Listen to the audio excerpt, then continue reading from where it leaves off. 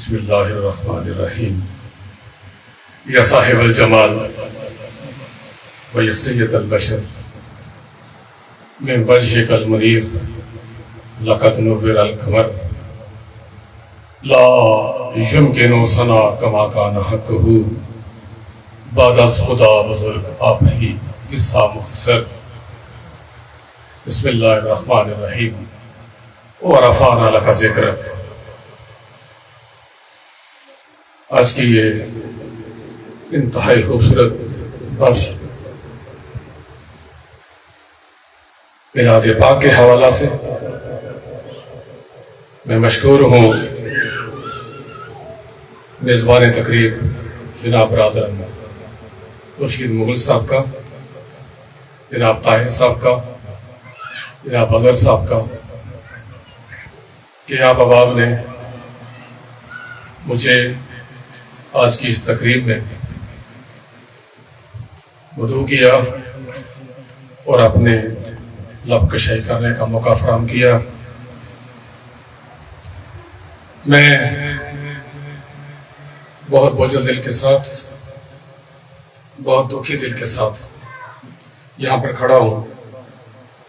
اس عظیم شخصیت کی مثال اسباب کے لیے یہ محفل سجائی گئی ہے۔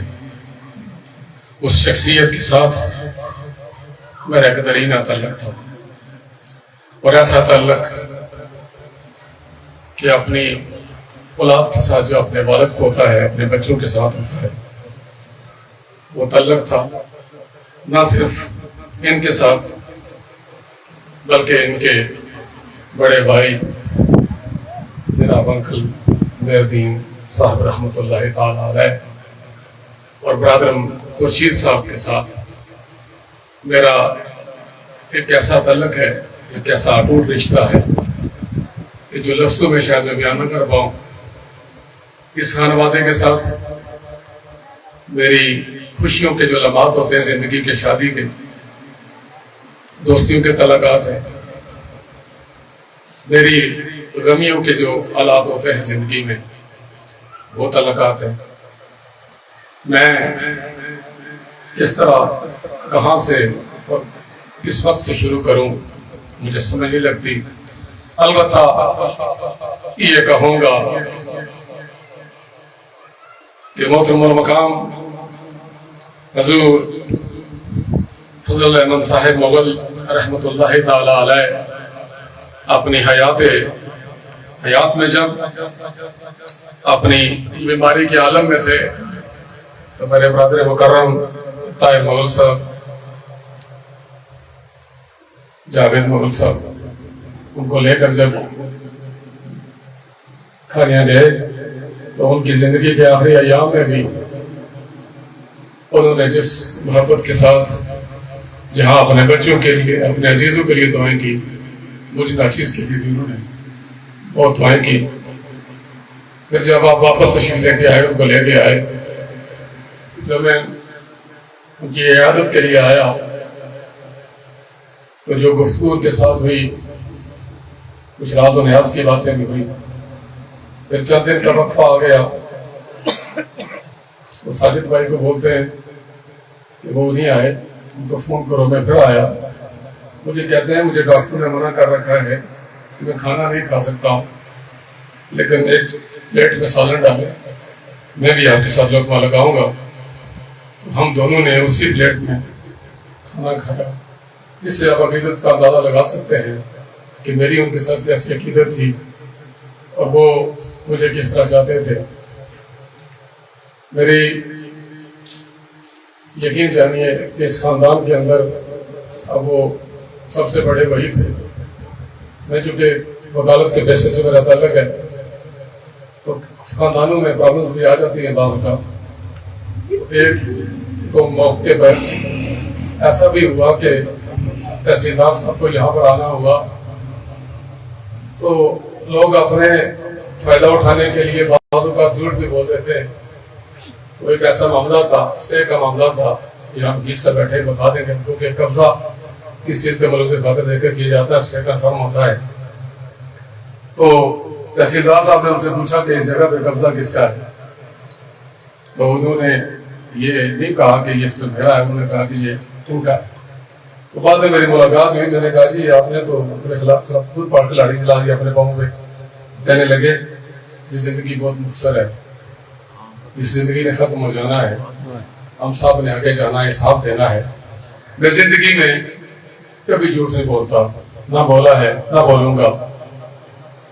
اور انہوں نے کہا کہ میری زندگی کے دو صاف رہے ہیں کہ میں نے اگر کسی کو وقت دیا تو میں وقت پہ پہنچا ہوں، میرا کتنا ہی نقصان کیوں نہ جائے، میں نے کبھی جھوٹ نہیں بولا۔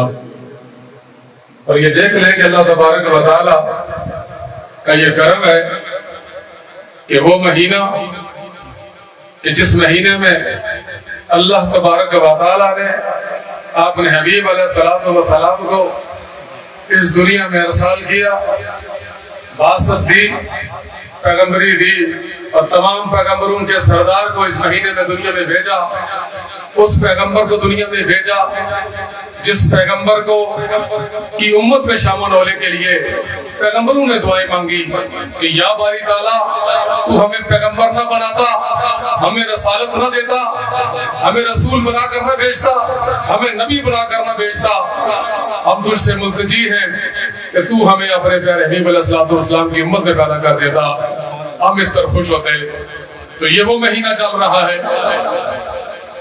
اور ایام میں سب سے خوبصورت ایام سوموار کا دن، جمعرات اور جمعہ کا دن ہے۔ تو جمعرات والا دن اور جمعہ والا دن، اور پھر نبی علیہ السلام کی ظاہری طور پر دنیا میں تشریف آوری کا دن، تاریخ 11 ربیع الاول یا 12 ربیع الاول یہ موجود ہے۔ ساری زندگی یہ تسبیح ان کے ہاتھ میں رہی، وہ ذکر کرتے رہے، اللہ کا ذکر کرتے رہے، اللہ کے حبیب کا ذکر کرتے رہے، درود و سلام کی محفل میں جاتے رہے، درود و سلام کی محفل کو سجاتے رہے، میلاد پاک کی محفل کو سجاتے رہے، ذکر اذکار سے اپنی زبان کو ہمیشہ تر رکھا۔ تو اللہ تبارک و تعالیٰ نے ان پر یہ احسان عظیم کر دیا، اور یہ احسان عظیم ایسے کیا کہ وہ مہینہ جس میں نبی علیہ السلام کی بعثت ہوتی ہے وہ مہینہ ان کو نصیب کیا، وہ دن جو سید الایام جمعۃ المبارک اور جمعرات کا دن وہ ان کو نصیب کیا، اور پھر وہ تاریخ جو نبی علیہ السلام کی بعثت کی تاریخ ہے 11 ربیع الاول 12 ربیع الاول، اللہ تعالیٰ نے ان کو نصیب کی۔ اس سے بڑی خوش قسمتی اور کیا ہو سکتی ہے؟ یہ وہ انعامات ہیں جو اللہ تبارک و تعالیٰ نے اس بزرگ شخصیت کو عطا کیے۔ یہ ہمارے لیے ایک پیغام ہے کہ دوستو، بھائیوں، بزرگوں، نوجوانوں، یہ بہت مختصر دنیا ہے، اس نے ختم ہو جانا ہے، ہم سب نے چلے جانا ہے، ہم سب نے اپنے کیے کا حساب دینا ہے۔ آؤ لوٹ آؤ اللہ کی طرف، اللہ کے حبیب علیہ السلام کی طرف۔ آج کے اس گئے گزرے دور میں یہ قرب قیامت کا دور ہے، قیامت سر پہ آ پہنچی ہے۔ اس دور میں بھی اگر کسی کو بچت ہے، کسی کو چھتری ملتی ہے، کسی کو سایہ ملتا ہے، تو وہ بارگاہ رسالت امام صلی اللہ علیہ وسلم کی ذات ہے۔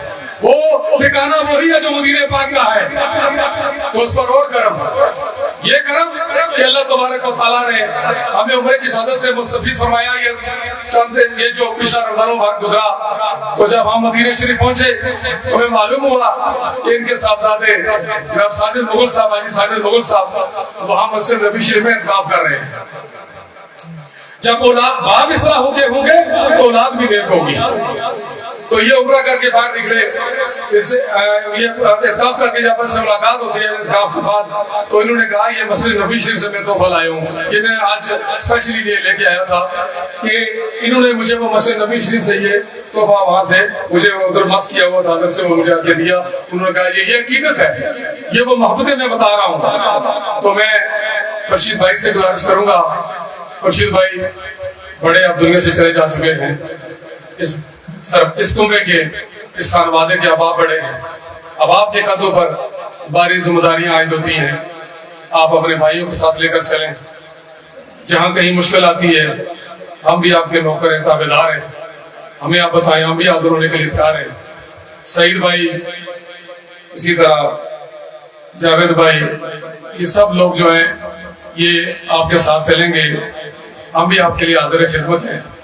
میں دعا گا ہوں کہ اللہ تبارک و تعالی ربیع الاول شریف کی عظیم مہینے کے صدقے سے، ربیع الاول کی نورانی وجدانی گھڑیوں کے صدقے سے میرے مرحوم بھائی کا ہوں، بزرگ کا ہوں، میرے ان کے ساتھ بے شمار رشتے تھے، جناب حاجی فضل احمد مغل صاحب کے رحمۃ اللہ تعالی علیہ، ان کے درجات کو مزید بلندیاں عطا فرمائے، وسعتیں عطا فرمائے، قبر کو نور ایمان سے منور فرمائے، قبر کو کشادہ فرمائے، حضور نبی کریم صلی اللہ علیہ وسلم کی شفاعت کبریٰ سے بہرامند فرمائے، حسنین کریمین کی غلامی نصیب عطا فرمائے۔